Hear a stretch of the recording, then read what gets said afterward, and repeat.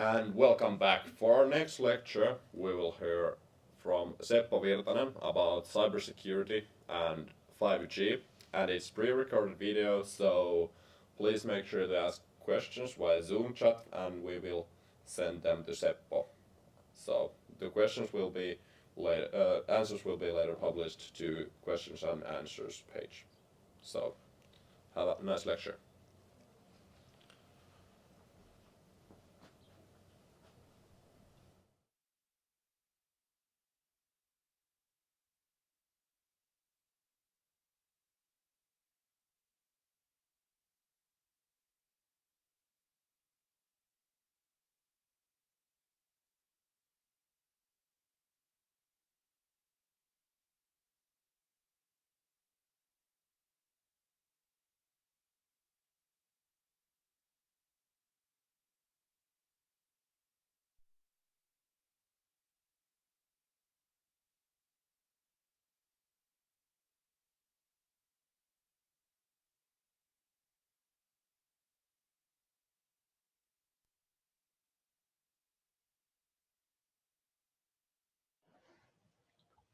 Hello everyone and welcome to this presentation. The title of my presentation is Cybersecurity and 5G. My name is Seppo Virtanen and I'm an Associate Professor of Cybersecurity Engineering at the University of Turku. The outline of my presentation is here, so I'm first starting with some definitions regarding cybersecurity and information security, then talk a little bit about intrusion and intrusion detection and prevention, then focus on smart environments and IoT and their cybersecurity, which is a very key application area in terms of 5G, and then conclude with some 5G specific considerations for cybersecurity. First of all, let's define the terms cybersecurity and information security. So we all know that these are often used as synonyms in the spoken language, but actually, if we really look at the details, so cybersecurity is a broader concept, and you could say that information security is one part of cybersecurity. So in cybersecurity, we are targeting a state where the operating environment that consists of one or more digital information systems can be trusted and its operation is secured. And the focus is then in considering network connections and network digital systems and the security and protection in these. And we are also talking even at the societal level of the security. So some factors in cybersecurity include information security, continuity management, for example, in businesses, if there is some disruption or an attack against some business. So continuity management aims to preserve the operations as well as possible in those crisis situations. Also, at the society level, we can have or should have preparedness for different kinds of crises in terms of cybersecurity. For example, if electronic voting would be used in governmental elections, so that would be something that requires this preparedness if there's going to be a cyber attack, for example, against that sort of system. Whereas then in information security, we go a bit more into the detail level so that we make the arrangements to ensure that the availability, integrity, and confidentiality of information can be ensured. And the focus is on information and protecting the information. Some ingredients of information security include the protection of digital and physical recordings, human knowledge, and protecting data both in storage and also during data transfer. Very traditionally, the security goals are identified as this so-called CIA triad. CIA comes from confidentiality, integrity, and availability. Confidentiality means that the contents of or the data, the information is revealed only to those parties who have the privileges to access that information. So, for example, by using specific kinds of encryption, we can ensure that only some specific parties can access and decrypt the information. Integrity means that the data that we have has not been tampered with. It has not been altered, but it's in the original format and content that it was when it was created by that entity who created it. So it has not been changed, for example, during transportation or in storage without leaving a mark. Finally, availability means that even though we ensure confidentiality and integrity of the information, we still also need to make it available. So that means that those who have the right to access the information will be able to access it, and also from another point of view, you can consider that some information is made available and we try to keep it available even if there is some crisis or attack going on. So we want some, for example, some web servers to be available even in those situations. So we need robustness and protection for those situations to make sure that the information remains available. So then how do we achieve the goals of the CIA model? We need to take into account both the technological and the human elements of cyber security when we store the information, when we process it, and when we transfer the information. And some very almost obvious things that we need to take into account is regular backups to make sure that we are able then to recover, for example, from broken systems if some systems fail and hard drives break, so we are able to restore the information. We also need to recognize the value of information, so even some very seemingly not so valuable documents may be valuable in terms of how many hours have been spent for creating this information, and so that needs to be protected both from attacks and then these accidents or devices breaking up. Then when we are considering availability and confidentiality, we need to find the right balance for those, meaning that we can't make information so difficult to access that it no longer is feasibly available. So this appropriateness in the levels of protection needs to be considered. Regular updates are of course very important, as well as protection against malware and unauthorized users accessing the system.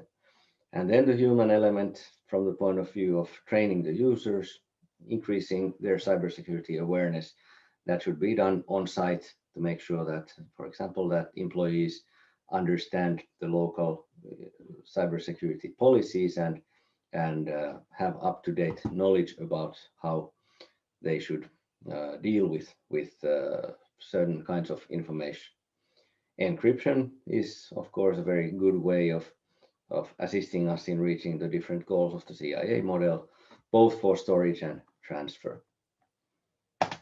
So then let's consider intrusion and then intrusion detection in computing systems. In the 1980s, you could say that the goals that hackers and malware authors had, they were mostly for showcasing the skills they have, how talented they are in programming, or trying to gain access to systems, or even making pranks to some friends or other hackers or malware authors. But then in the mid 1990s, the general public found their way to the network when Windows 95 and Internet Explorer came out, and suddenly now there was this tilt towards a situation when we have a huge number of network users that have some information that is worth money, and that trend has of course been getting stronger throughout the years. So nowadays everybody in practice has some information that is worth money, for example, in the form of online banking credentials.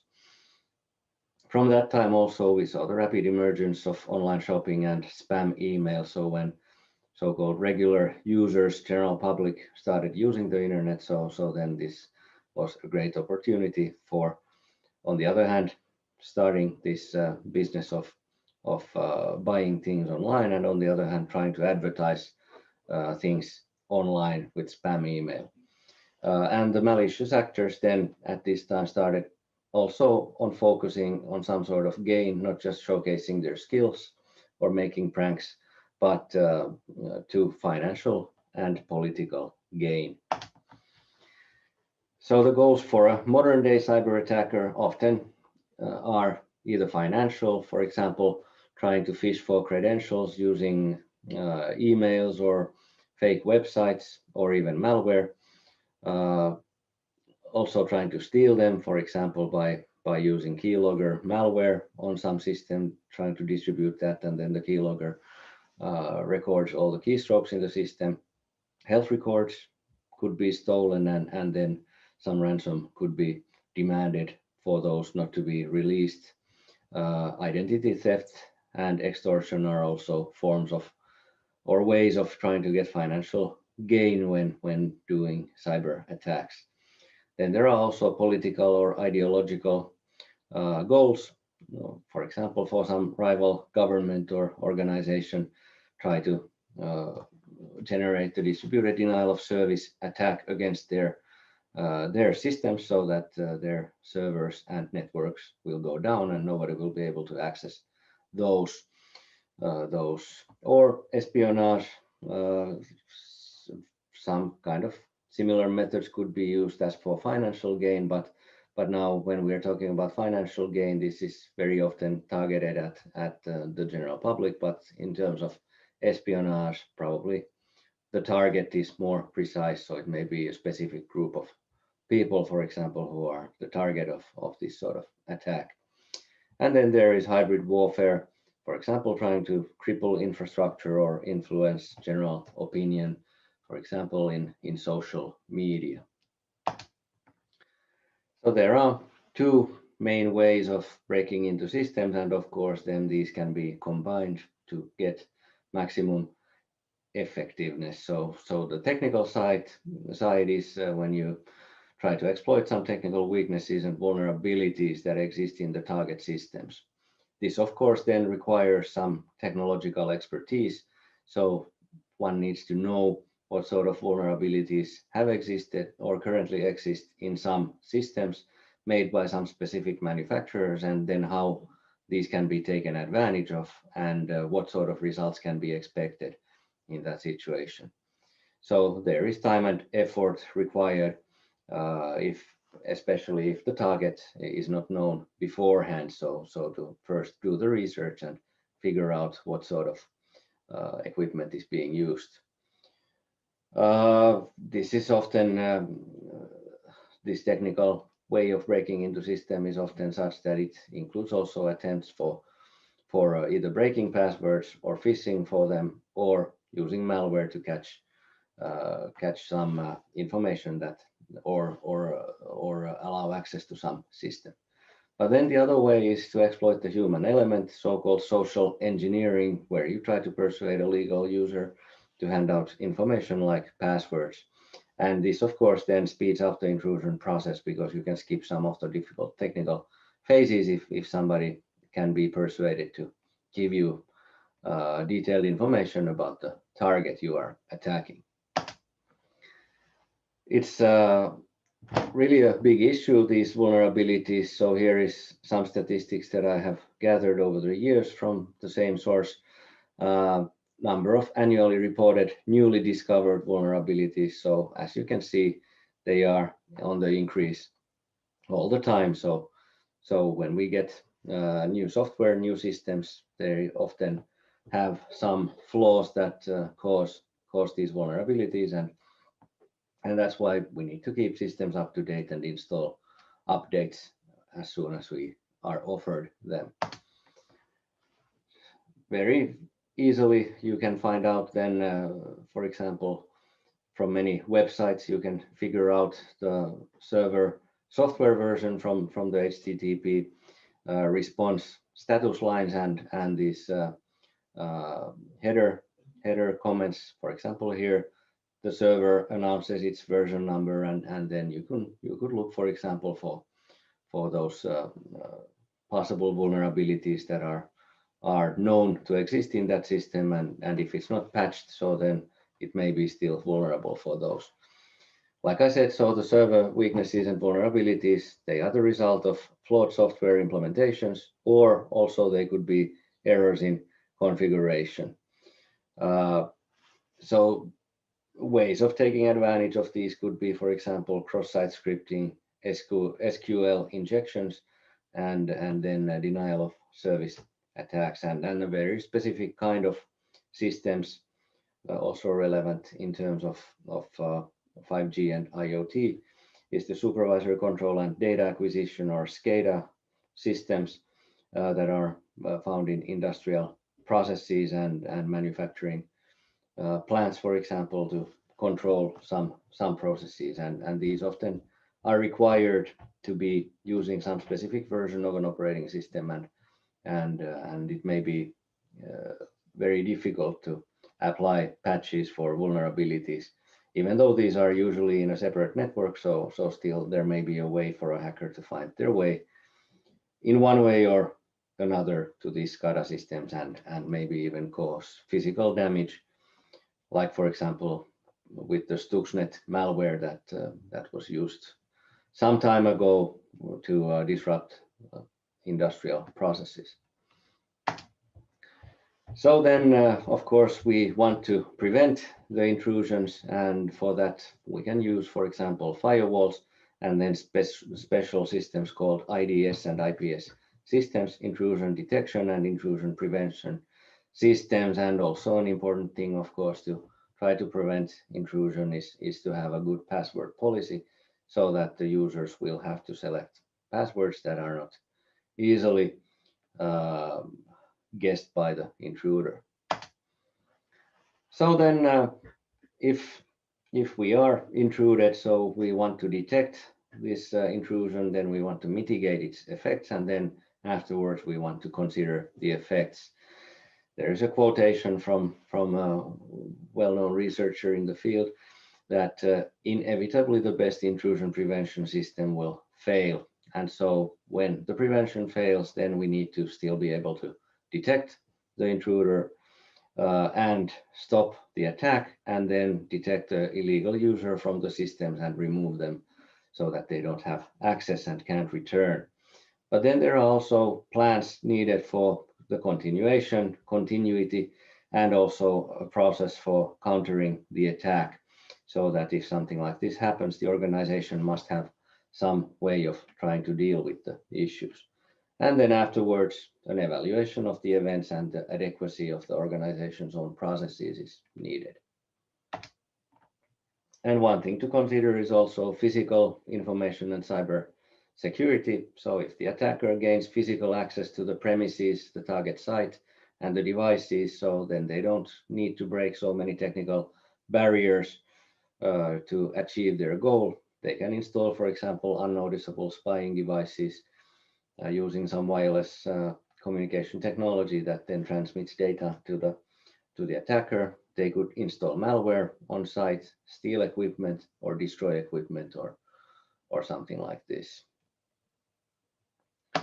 Next, I'm going to talk about cybersecurity in smart environments and IoT, and for that, I first define smart environments. So here's a picture of a possible smart city, all sorts of things happening there based on IoT systems and smart technology, and the goal there is that these smart devices and systems work all the time, and their goal is to make everyone's life easier and more comfortable, and in terms of when we talk about cities, so to also optimize the use of resources.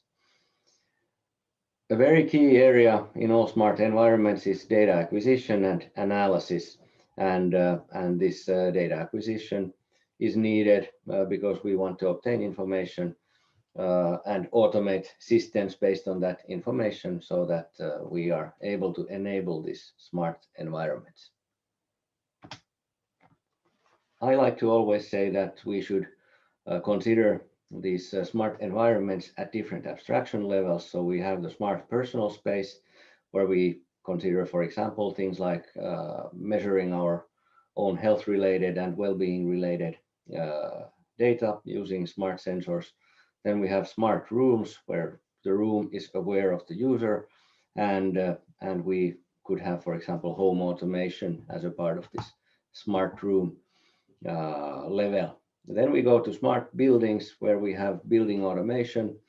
We could have office hot desking, meaning that when you just arrive at the office, you choose any desk and it recognizes you and makes all the adjustments and places, for example, the correct applications on your workspace so that they are where you left them in the previous desk you used. And also then in the buildings, if there are common areas or public areas, so the safety and comfortability of those areas. And then we come to smart city and society, and again another abstraction level where we then consider things like smart traffic or even automated public transportation, automatic law enforcement, optimizing city or society resources, and even enabling e-participation. This picture here displays now one possible scenario of this sort of smart environment that has to do with all of these different abstraction levels. So there is a patient in a room. The patient's medical data is being measured by sensors, and then in this room there is user awareness, and this data is refined before it's sent to building level storage, for example, for the local caregivers to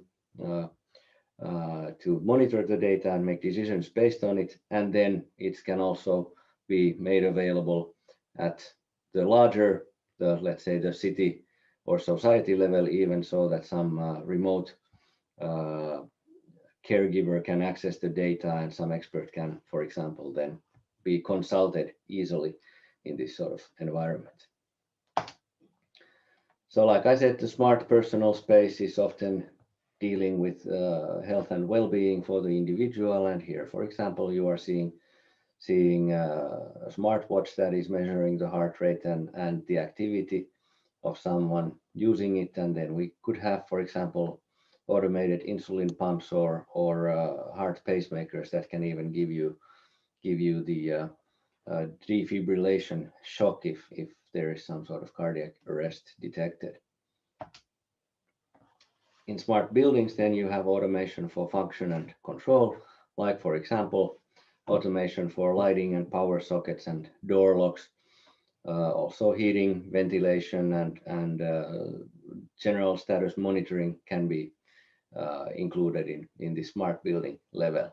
IoT also here is a very key enabling concept. And this is scalable, so it goes from detached houses to apartments and office buildings.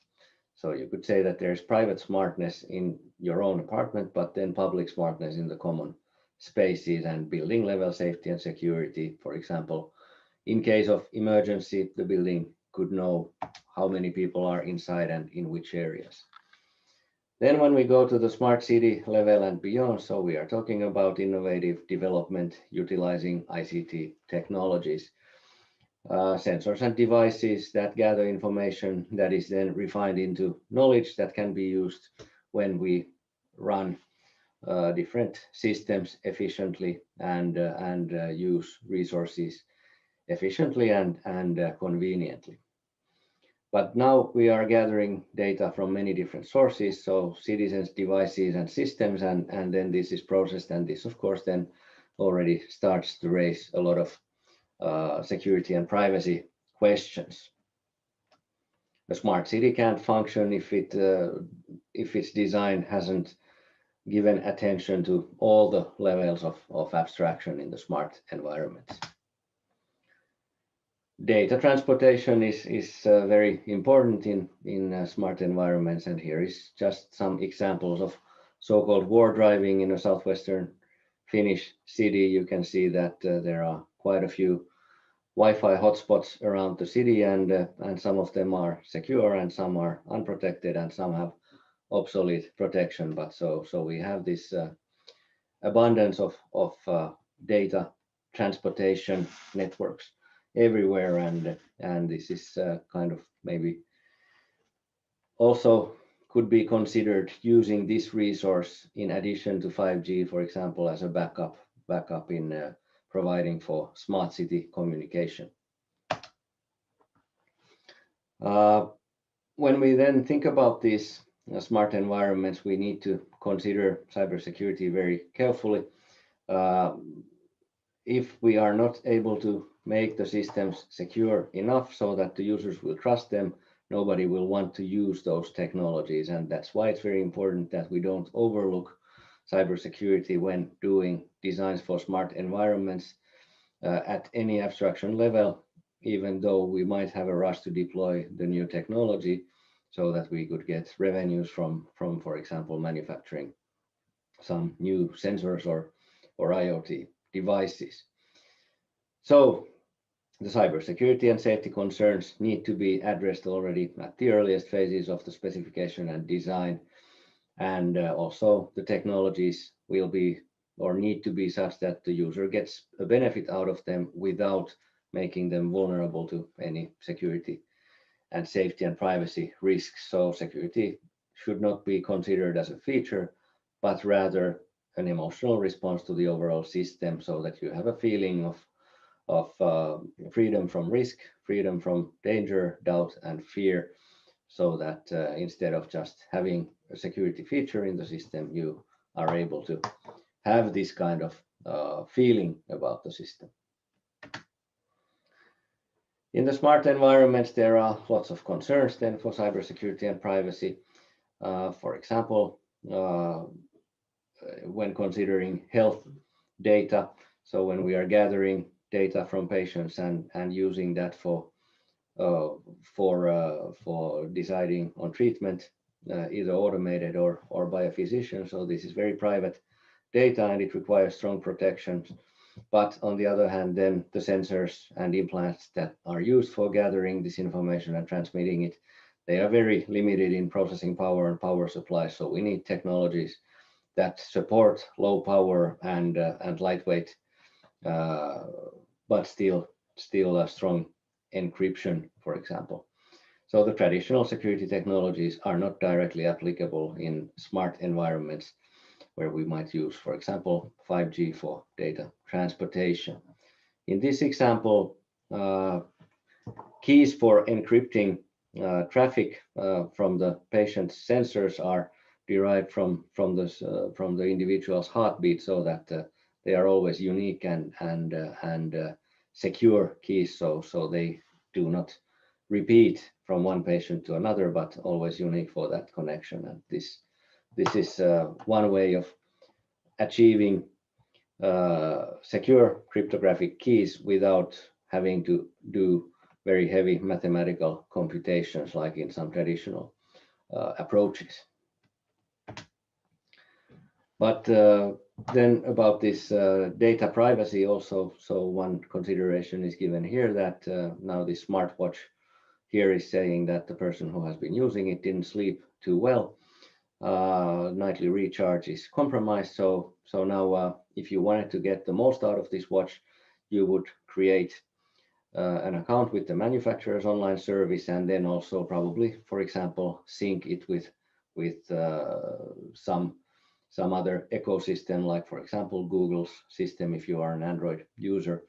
And so now then all your data is in these systems, and also the watch is on your wrist, and then in the morning on your way to work you drive off the road and you wreck the car.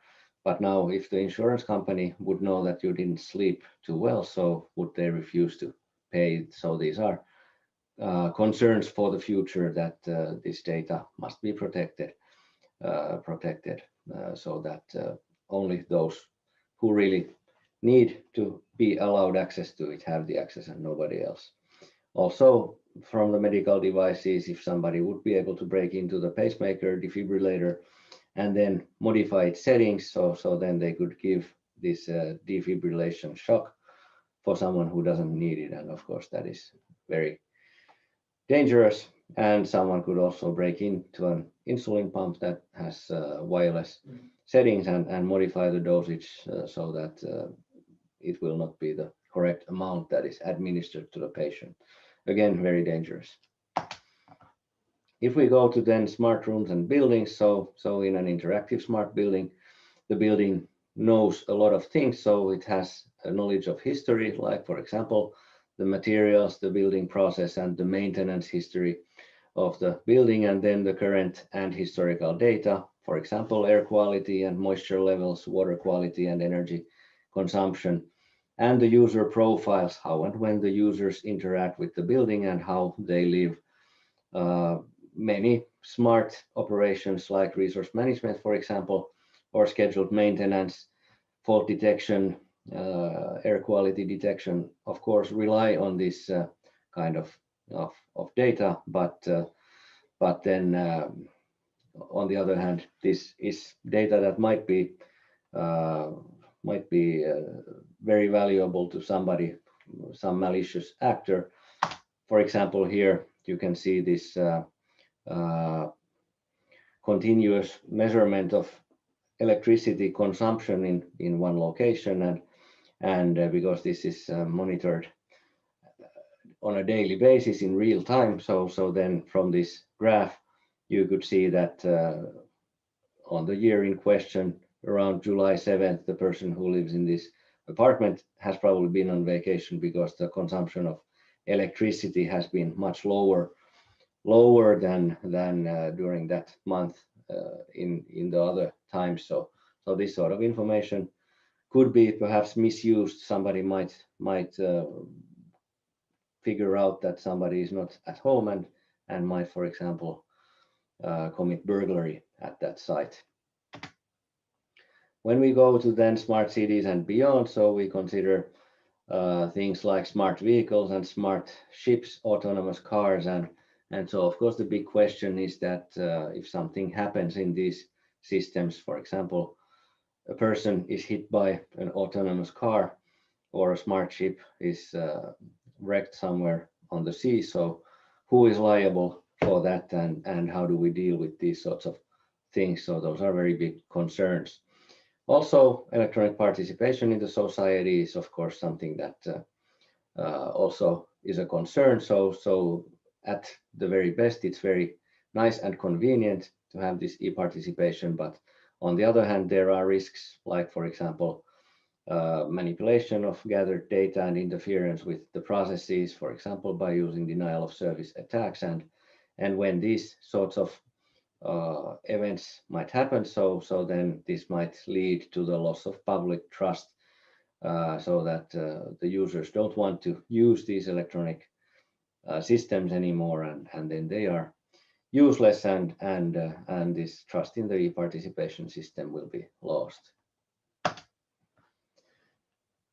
Then if we consider from the point of view of the participant, the person in the smart environment, so pretty much you could say that the biggest security and safety risks often arise from the ways of the users. So the user habits and sometimes the lack of skills may lead to some vulnerabilities for non-technical cyber attacks, like, for example, social engineering. So somebody might be giving out valuable information that should not be given out to some external actor.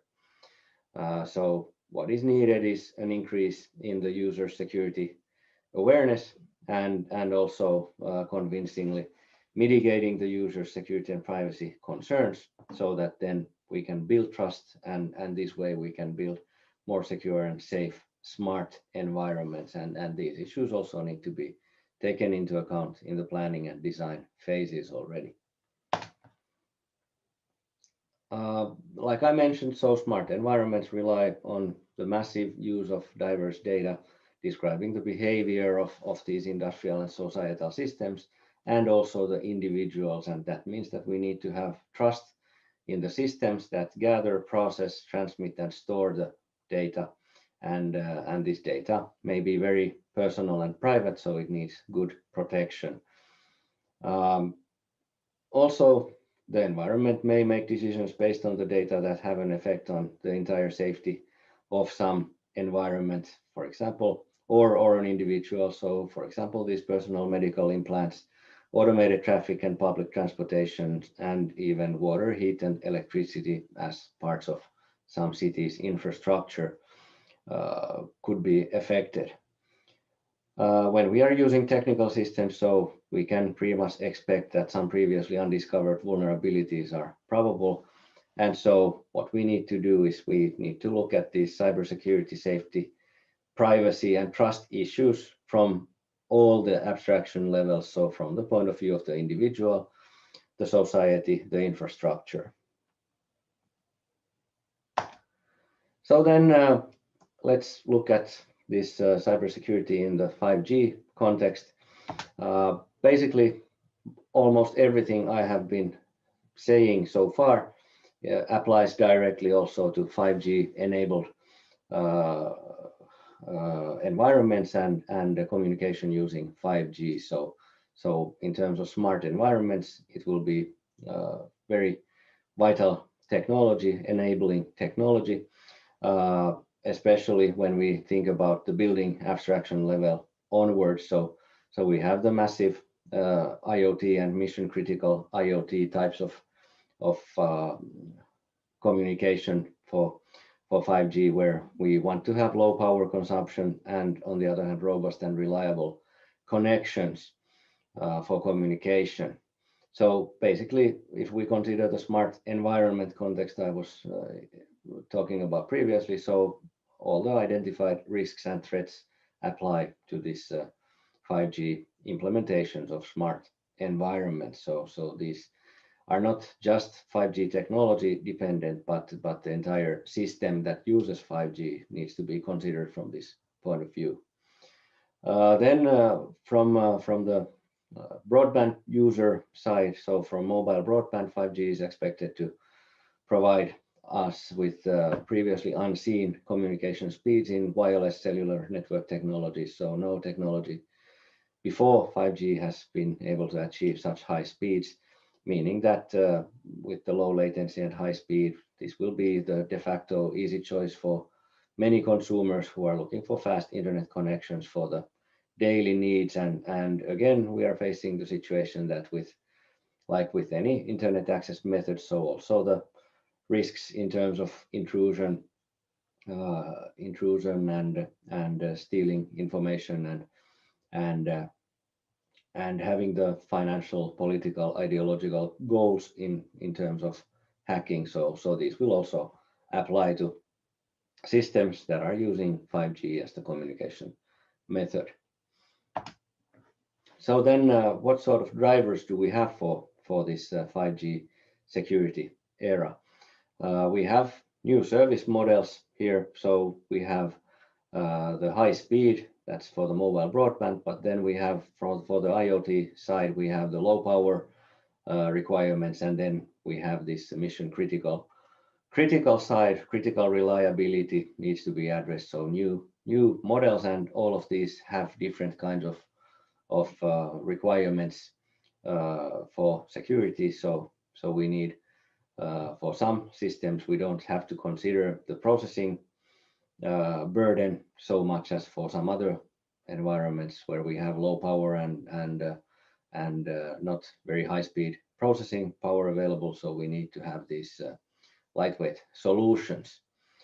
The amount of data to be transported, processed, and stored will become huge with now moving on to 5G, because it enables this machine-to-machine communication, and that means that our machines will start exchanging data, and that means that there will be all sorts of devices that are sending and receiving data, and then there are the data privacy concerns that need to be considered. Again, like for most other ways of communication also. So if there is some private information, the privacy needs to be preserved.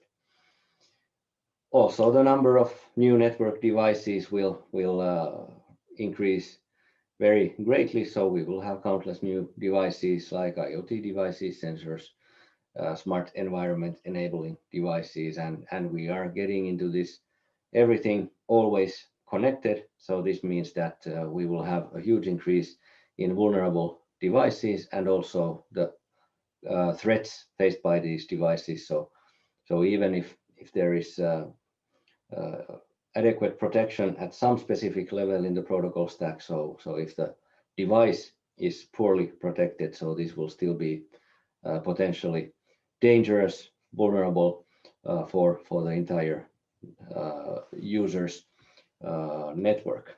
So a huge increase in types of threats can be also expected. So then, how do we go about securing 5G? Distributed denial of service attacks against, for example, a specific cell tower.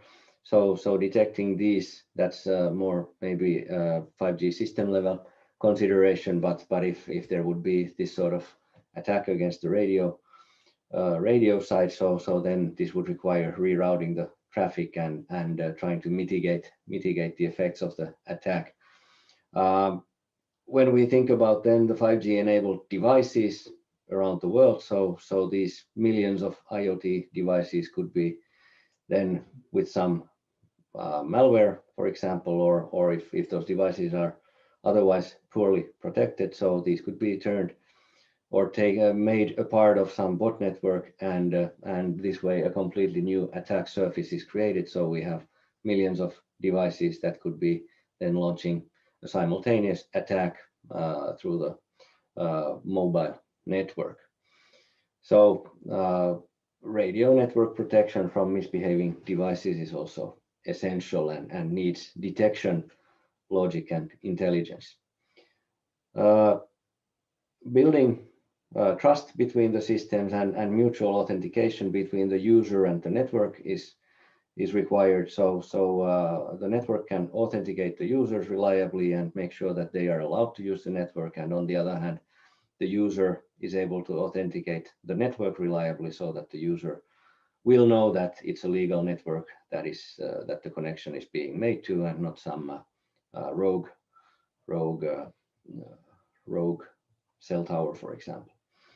And we are no longer just connecting humans and human identities, but now we are starting to talk about this machine-to-machine communication. So we also need to have ways of evaluating the trustworthiness of IoT hardware, software, and the configuration, so that we are able to consider this communicating party reliable.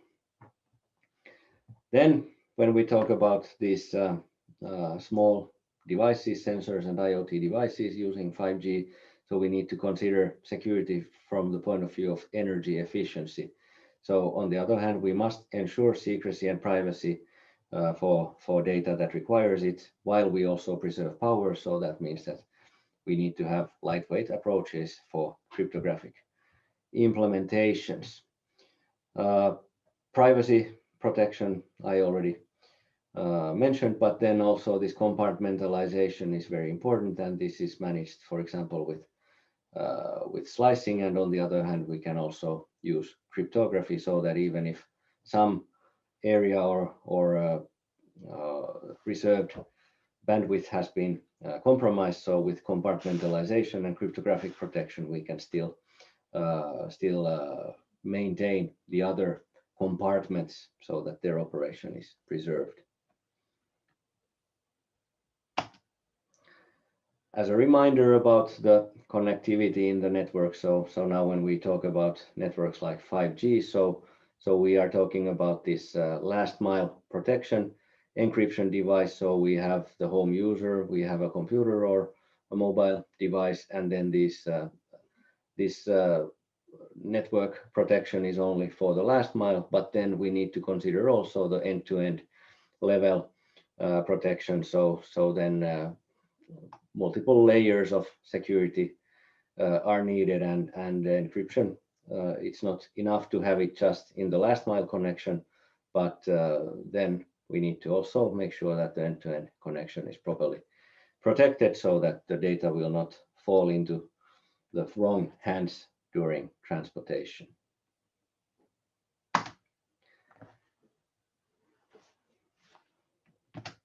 So I conclude my talk here today, and I thank you for your interest in this topic, and my email address is showing here, and so if you wish to have further discussion about this, so please drop me a message. Thank you for your interest in this presentation.